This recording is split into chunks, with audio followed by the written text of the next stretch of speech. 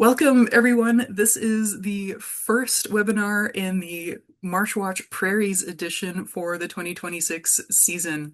I'm super excited to be here. This series always starts for me, like right as the weather is starting to turn, you're getting those first few glimpses of potential spring on the horizon. So I just get really excited when it's time to launch MarshWatch. So without further ado, let's get going. And I would also like to acknowledge that I'm coming at you from Saskatoon, which is located on Treaty 6 territory, which encompasses the traditional homelands of the Cree, Dakota, Nakota, Saulteaux, and Stoney First Nations, as well as the homeland of the Métis. And if you haven't been, Saskatoon is a pretty darn beautiful city, if you ask me. The agenda for this evening, I'll tell you guys a little bit about myself because we have some new faces and we have some returning folks as well. Then we'll go over a bit about what MarshWatch is, what you can expect, what some of the slides look like. And then I'm going to talk to you about how cool I think wetlands are and how cool they are for, wildlife and humans and just general well-being. And then at the very end, I'll share some contact information, and then we can discuss, have questions, and there's a post-webinar questionnaire that just asks you how many people were watching. That just gives me an accurate picture of how many viewers we had, which always helps in, trying to get funding for a program like this. So the more accurate I can be with how many people tune in, the better it is. So let's give you a little bit about myself. My name is Leanne Latremoy. That is a long name. Don't worry if it's a tongue twister. Leanne's fine. There are several small towns in Saskatchewan that know me simply as the Bird Lady, so that's fine too. Um, I started working for Birds Canada way back in 2008. There's a picture of rather young Leanne. My very first field job was surveying for least bitterns in southern Ontario. I grew up in Montreal. I did a technical diploma in environmental and wildlife management, and then I worked and I traveled for a bit. Then I went back to university at McGill, and kind of as I started doing that, I started a job out here in Saskatchewan in the summertime starting in 2012. And I had the immense pleasure of surveying this massive wetland system, which features heavily in the photos, for 4 years. And, I really fell in love with the prairies. And ever since 2015, I've called Saskatoon home. I love it here. The prairies is just such a wonderful place if you're into wildlife and into nature. There, you can get out of the city, you can get out of the town real fast, and it really is incredible. And it's an amazing place for wetlands in general. And we'll talk a little bit more about that as we go through. But I work for Birds Canada. We're a not-for-profit. Our mission is to drive action to increase the understanding, appreciation, and conservation of birds in Canada. And I hope through programming like this that I can share my passion and enthusiasm for birds and the habitats that they depend on. Outside of birding, I've actually taken up spinning yarn the last year or so. So I do a lot of crafty things. I also do a lot of gardening. So it's not all birds all the time. I actually do a lot more gardening in the summer now than I used to. So anyway, that's me. That's a little bit about myself. And you can see me in some rather interesting wetland scenarios here in the photos. Okay. So what is MarshWatch? Since you're here, you probably already have an idea, but this is more in case people want to stumble across the webinar recordings.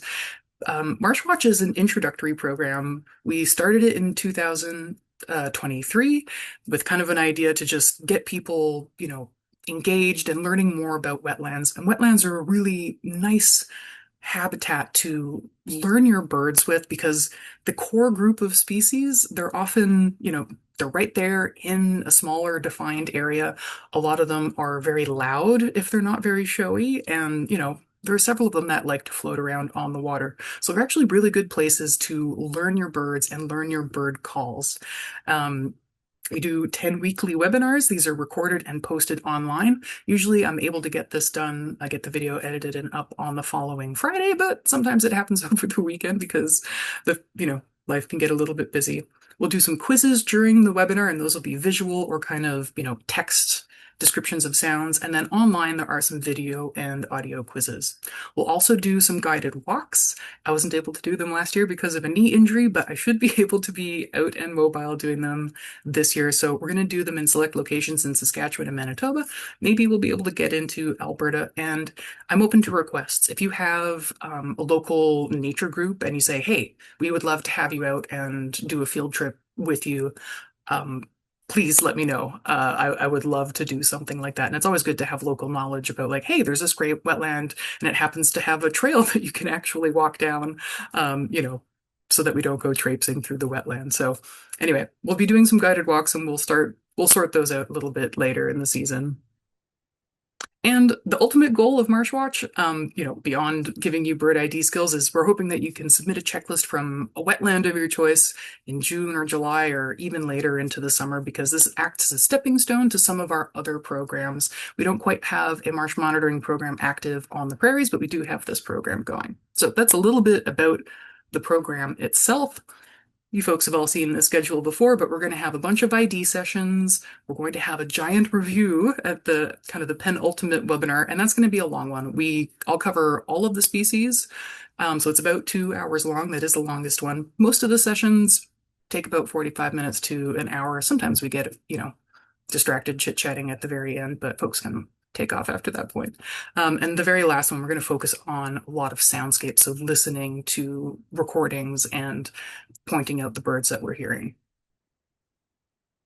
In the ID sessions, we're going to cover 6 to 8 bird species per session for a total of 52 species. I seem to keep adding to this. At some point, we might need to add an extra webinar. And we'll also cover 1 to 2 amphibians and frogs. We'll throw in a few plants as well.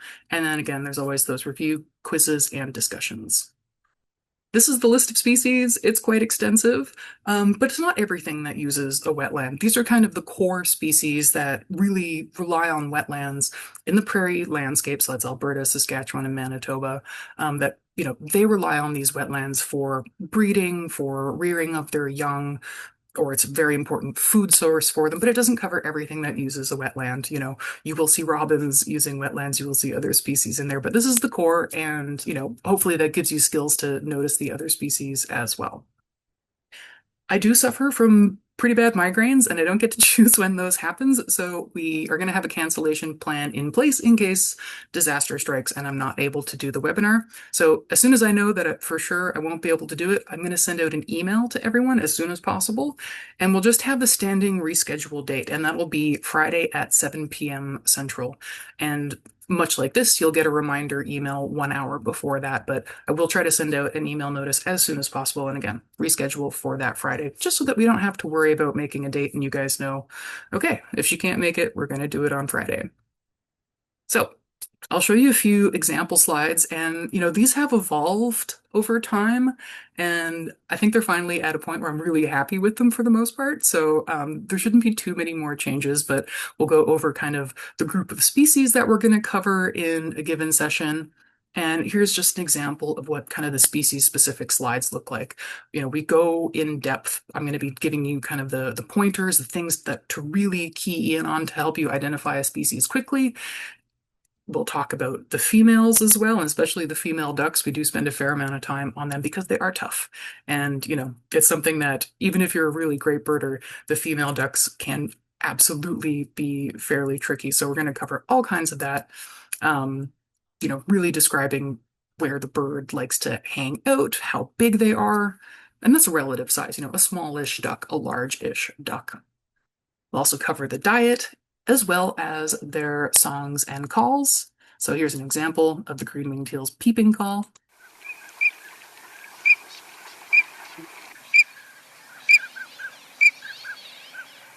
So for most species, we're going to be covering everything from visual ID to sound ID. For some species, it's not super relevant, but I find people ask, so I'm going to be adding those less vocal species as well, just so that you can hear them. And I try to do as many comparisons as I can. So here's an example comparing the drakes, which are the male ducks, that have dramatic eye shadowing. So both the American widgeon and the green-winged teal have that kind of nice green eyeshadow going on. And I'll just compare, similar looking species side by side and give you tips to distinguish them.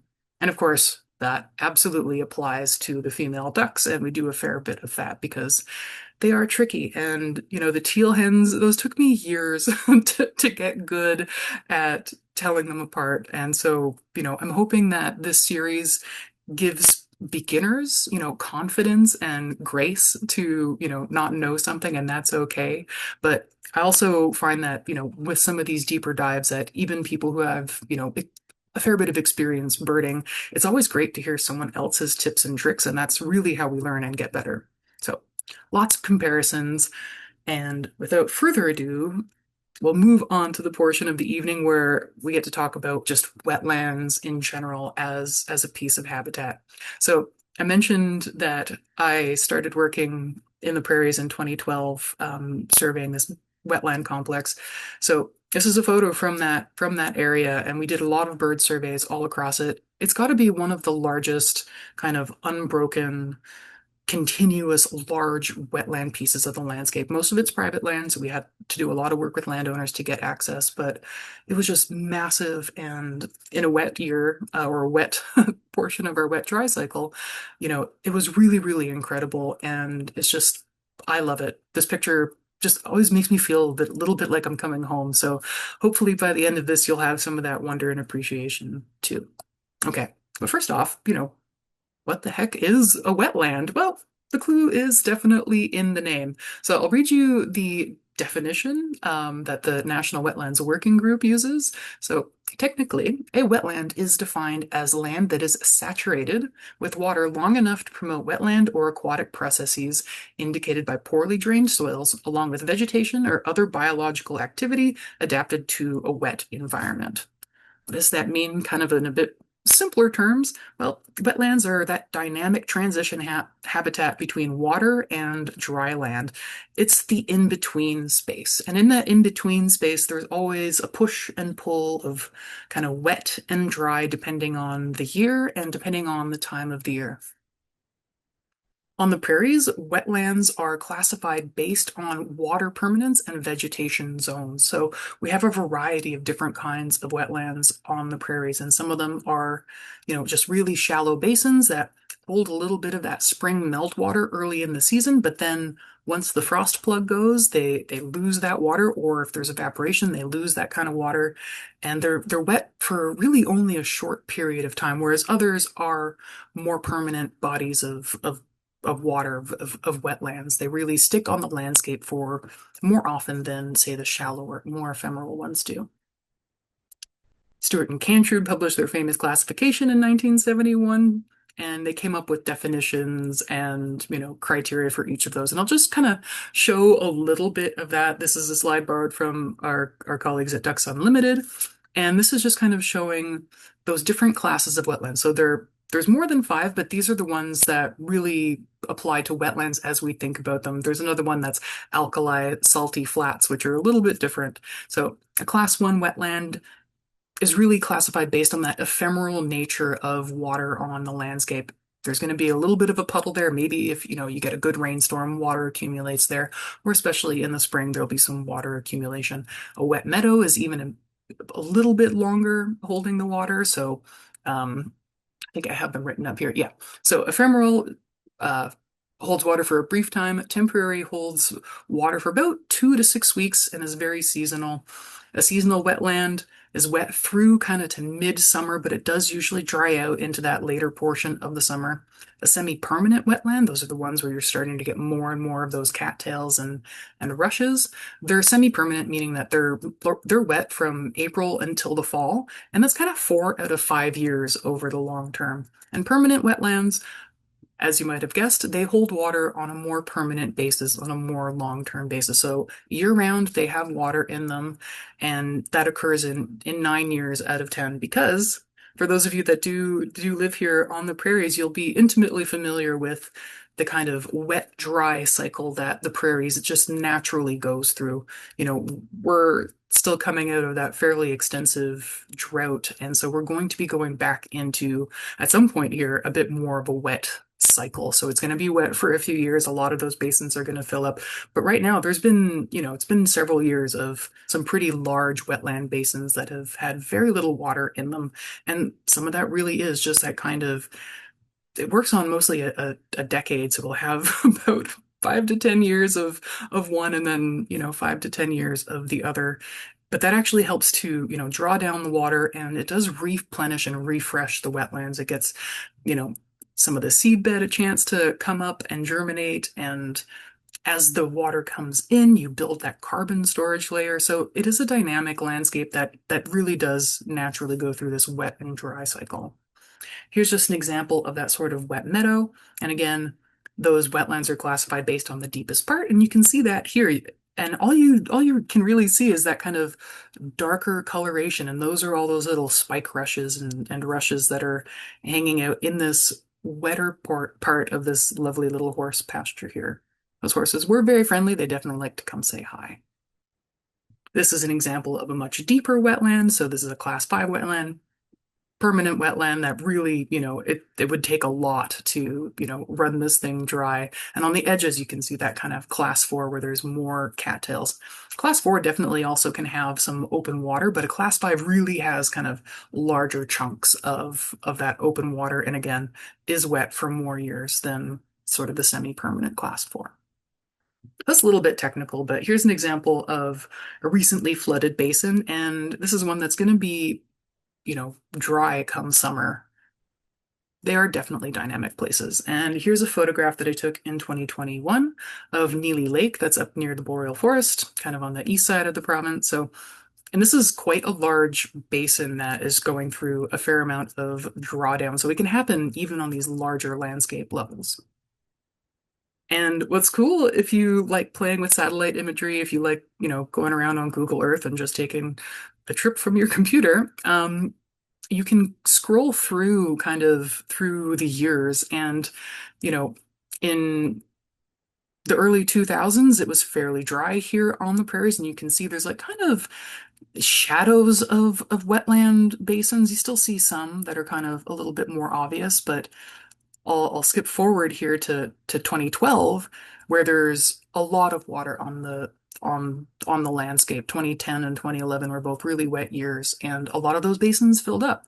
I'll just flip through because look at this kind of big one right in the center here. It was essentially totally dry and cultivated in 2002, and then, 10 years later, filled up with water again. So that's why on the prairies you don't build in a low spot, because it might seem fine for a while, but you'll be asking for trouble for sure. So you might be wondering, like, gosh, what is like why do we have this landscape here? What is with all of these like small little ponds and puddles just all over the landscape? That's kind of unique, and it is kind of unique. And the reason for that is due to the last ice age.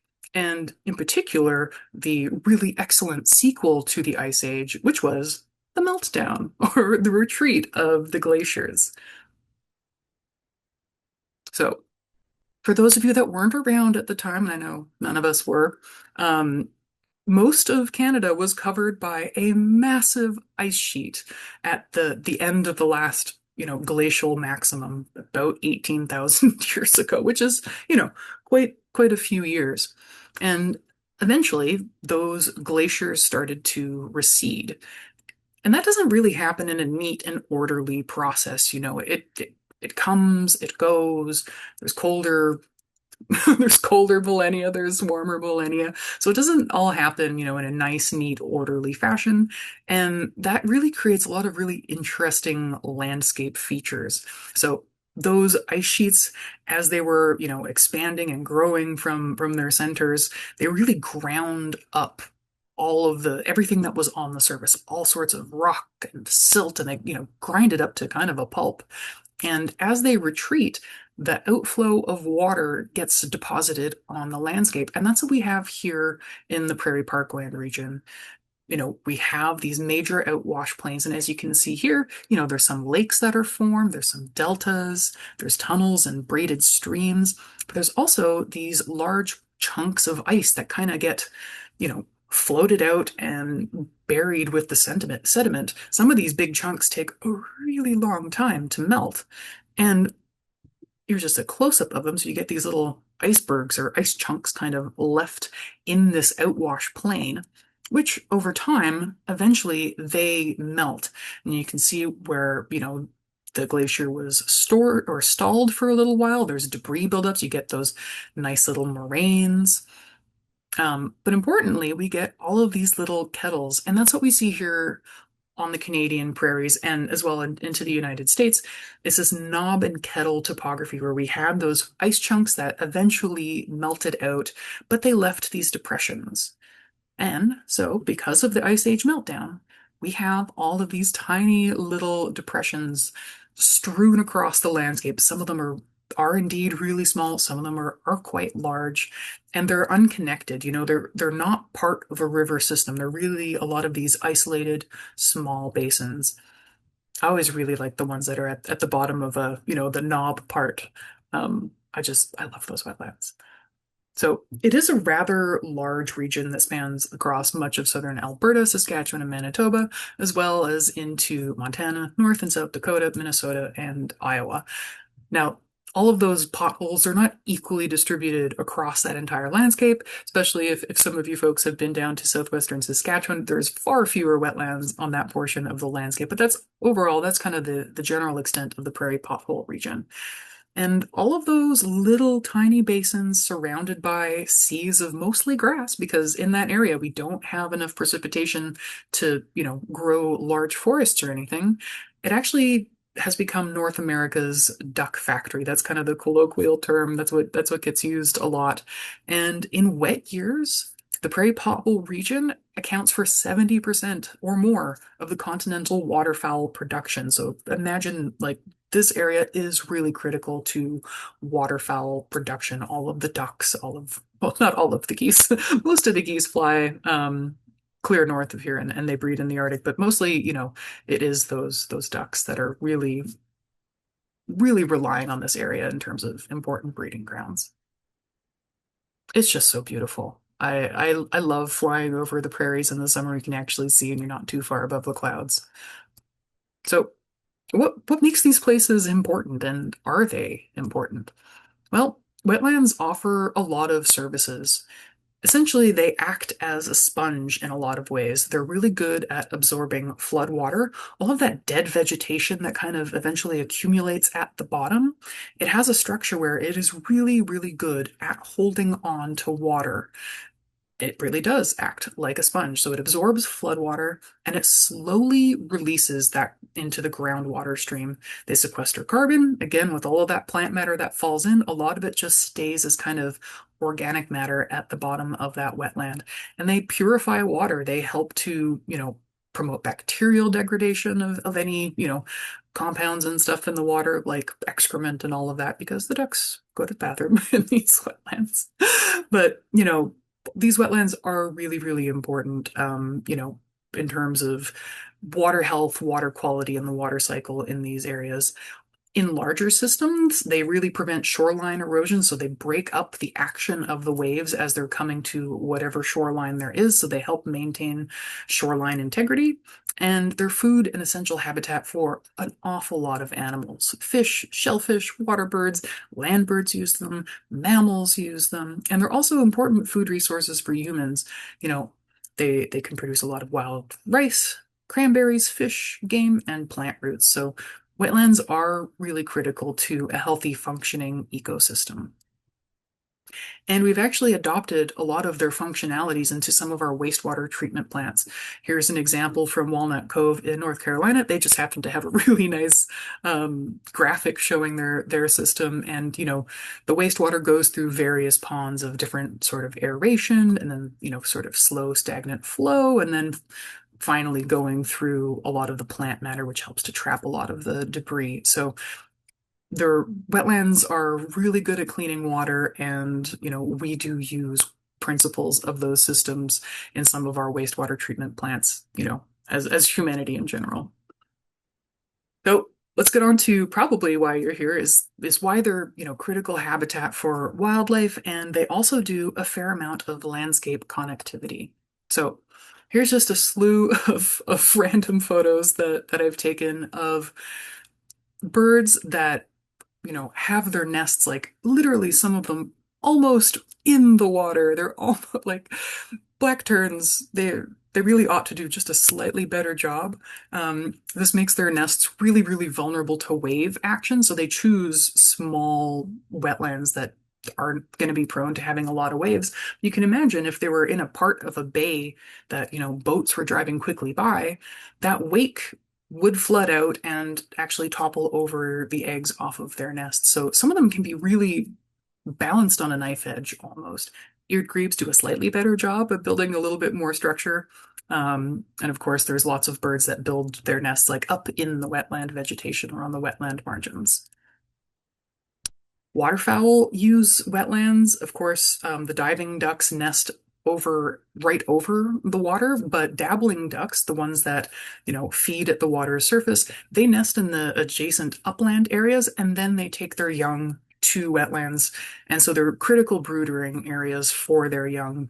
They get them, it's a safer place. There's less predators that are, able to get them in these little wetland environments. So it's such a joy to go down to a wetland and, see a mama hen with her brood of ducklings and they're all just like furiously eating all the time. If they're not napping, they're either napping or just eating. And, you know, these are really critical places for young birds.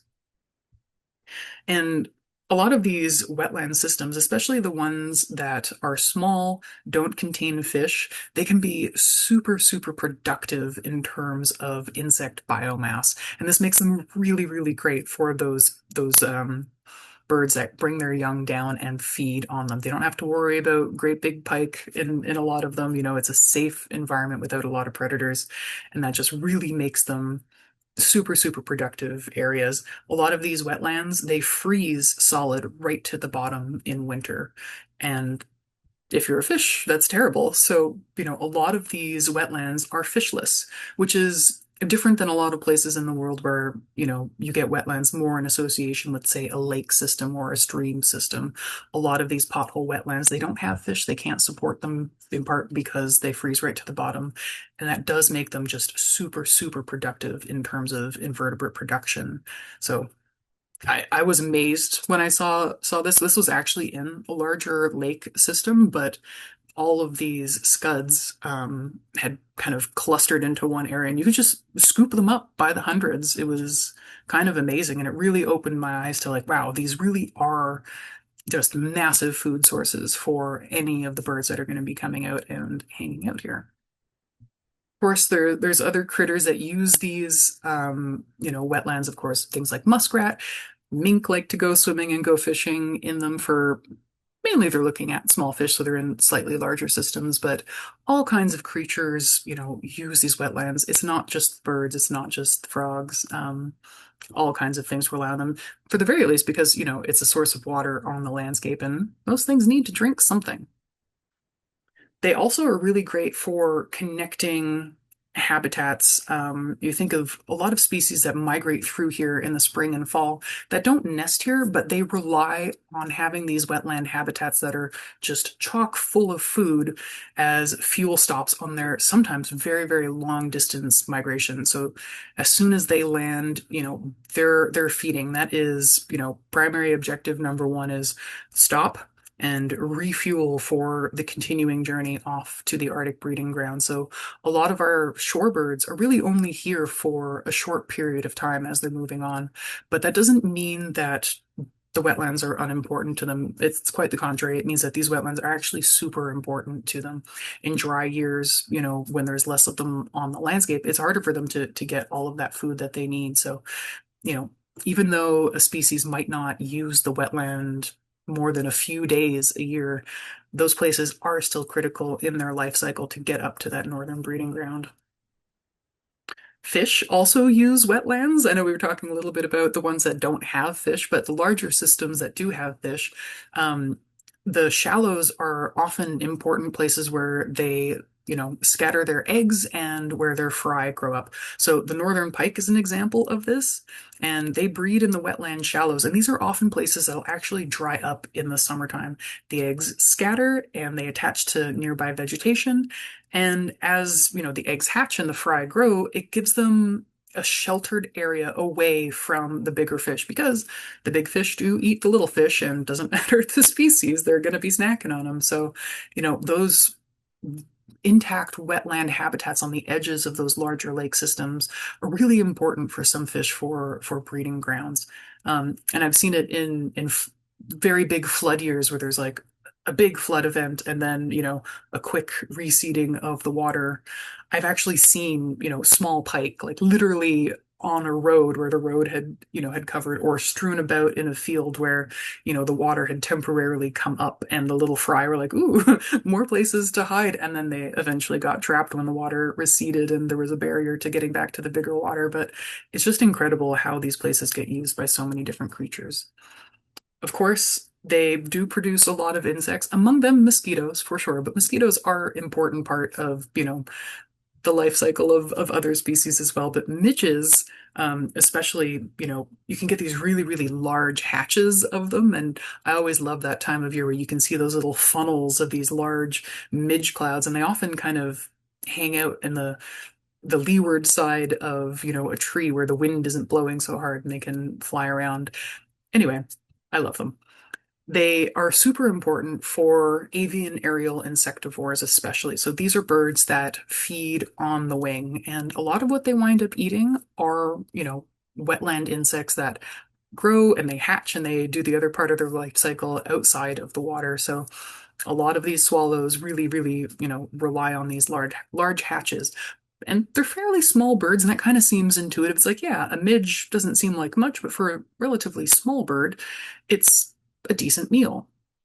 Mallard ducklings and gulls also go after these midges. So on the left here, we have a mallard duckling just going and chasing and grabbing a little midge.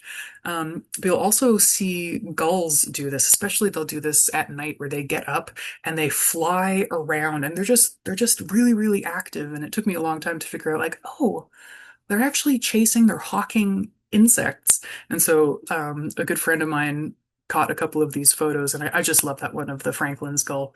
It really captures the yes, like they are going after these small flying insects that sort of seem small and insignificant, but they do provide, a massive food source. And especially, for young birds essentially all eat insect matter because they'll eat plants as well, but the insect matter, all the protein, all the fats that are in there are really critical to that part of the life cycle when they're, growing into grown-ups. They're super critical. Other critters and wetland insects connect wetland systems to fish in sort of unexpected ways. So a good friend of mine, Stephen Sreko, did a thesis looking at water boatmen. So these are small little insects. They don't look like they can fly, but they absolutely do have wings.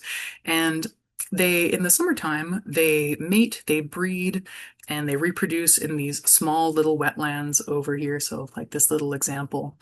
And some of them, as I mentioned, a lot of these wetlands, they freeze solid to the bottom. Some of those water boatmen really don't like doing that, so they fly off to deeper water in the fall.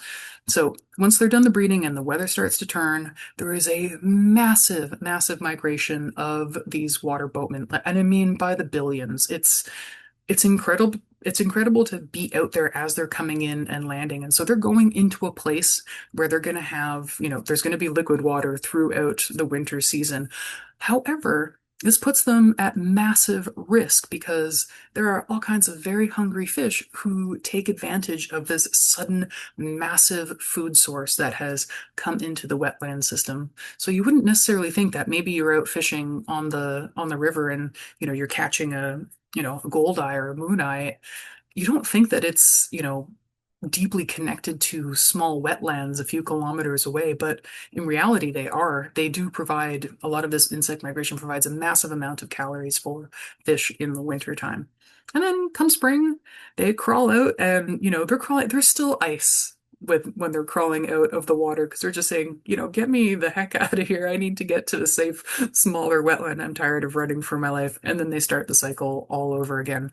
So even though these wetlands and these basins can be small and seemingly disconnected from the larger ecosystem, as we've seen with the shorebirds and the little insects, like they are deeply connected to other habitats. The fuel that those shorebirds are picking up in those wetlands, they're eating all of that biomass and then they're going up and they're depositing those nutrients up in the Arctic where they're going to be spending more of the summer. So these places are really critical to the larger picture, but you don't always get that looking at a small, tiny little pothole wetland on the prairies.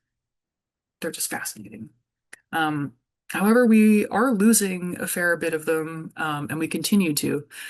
In the prairie region, there's an estimated loss of 3% per decade, and wetland loss in the southern portions of Canada is estimated at 70%, which is a whole lot of wetland loss. So wetlands do need our protection. Um, Alberta and Manitoba do have good wetland protection in place. Saskatchewan, on the other hand, has wetland drainage regulations, and if you have feelings about that, I would encourage you to write your, local legislature and let them know about how you feel that wetlands should be better protected if you feel that way. Okay, that is the end of our little wetland tour. I hope you've enjoyed this little sneak peek into what's to come over the course of this webinar series. I do really love wetlands. I really hope that, if you haven't gone out to find one of your own, that some of this inspires you to get out and check them out. They're really, really neat little habitats. They come alive at night. No one tells you this, but um, wetlands, the flip side to that is that the mosquitoes are also at their worst at night. But wetlands at night are just some of the most magical places. Most of the other species have quieted down for the night, but for whatever reason, a lot of the wetland species think that is just the best time to be singing their little hearts out. So I hope you get the chance to check out wetlands and maybe check out some at night. We'll end here with just a little bit of a soundscape. I have made a few of these videos. They're a bit time consuming to make, but I do love them. So this was a recording that was made near that spot where that picture was taken back in 2015. That just seems to be getting farther and farther away from us. And this was at 3 a.m. So, a fair bit before sunrise. Well, maybe not a fair bit. The sunrise winds up being fairly early here in these latitudes, but this is 3 a.m., June 5th. I do have these on the YouTube channel posted, so if you want to hear them and, get bigger headphones, it really is the best listening experience. Like, I just have a little earbud for this and it doesn't cut it, but this will just give you an example. So we will play this and I'll stop talking.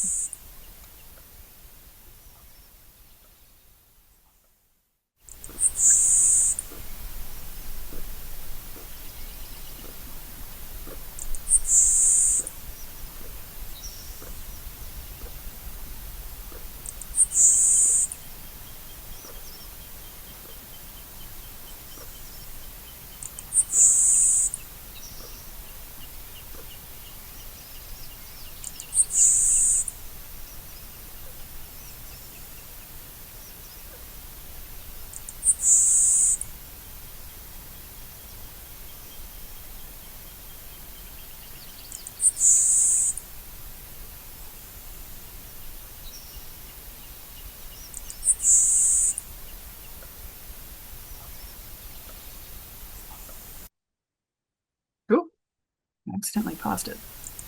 We're almost done.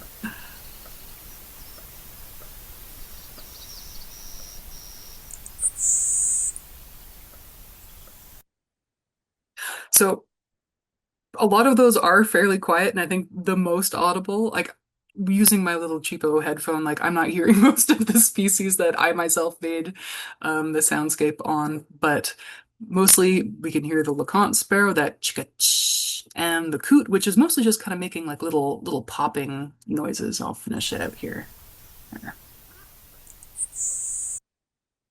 Anyway, I do have a few of those up. I always try to make more, but they take a few days to get through and make. But I think they're a really fun way to help guide you through the listening process of, what does it sound like to actually go to a wetland and try to identify birds using only your ears. Because when you wind up doing a fair bit of birding, and like me, I do it professionally essentially.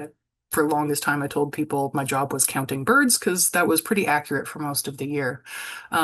when we're doing something like that called a point count, we actually go to a location and we're listening more than we're looking. I mean, of course, we've got our eyes open, but most of the species, I'd say like 90% or more, are things that you hear using only your ear. So birding by ear is kind of a really cool, it almost feels like a wizard trick. It seems unbelievable. I remember the first time where I got good enough to walk into a forest, and I was just like, I thought it was so cool that I could hear a blue jay, and this was back east, so a cardinal. I could just hear these things without ever laying eyes on the birds, and I just knew what bird friends were around. So, wetlands are a really good place to start if you're new to ear birding because some of the species are quite loud. They're unique. You're not listening to the boreal warbler species that many of them sound very the same. I have a hard time with the boreal warblers. The wetland species are a lot more forgiving if you're just getting into, listening birds for the first time. So wetlands are super great to do that. Oops, that's restarting that. That's all I have for this evening. I just want to give a big thank you to all of you.